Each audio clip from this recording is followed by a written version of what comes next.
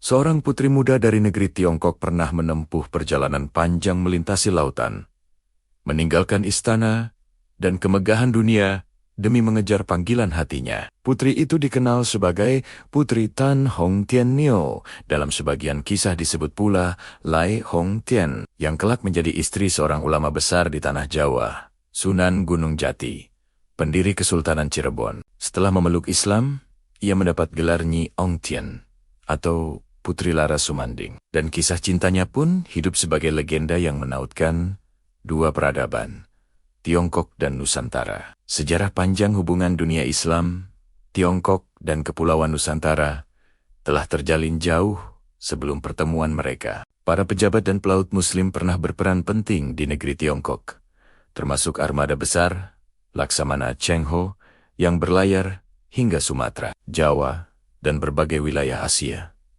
Jalinan diplomasi, perdagangan, serta dakwah itulah yang membuka jalan pertemuan antara sang putri dan Sunan Gunung Jati pada abad ke-15. Dikisahkan, ketika Sunan Gunung Jati berada di Tiongkok, ia bertemu dengan sang putri di lingkungan istana. Kedekatan mereka perlahan berubah menjadi cinta, meski sempat ditentang oleh pihak kerajaan. Namun takdir berkata lain.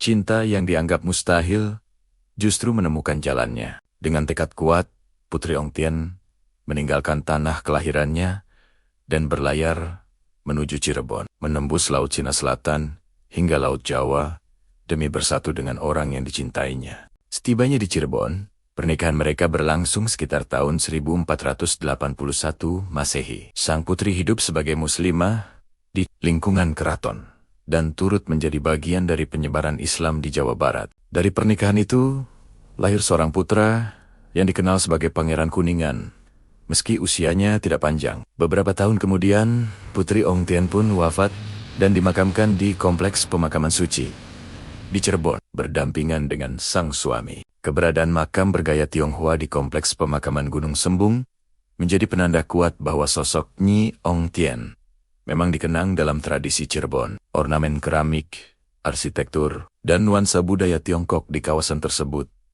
mencerminkan percampuran budaya yang lahir dari kisah cinta mereka. Meski sebagian sejarawan masih memperdebatkan asal-usul pasti sang putri, apakah benar keturunan kaisar atau hanya bangsawan setempat, kisahnya tetap hidup dalam ingatan masyarakat.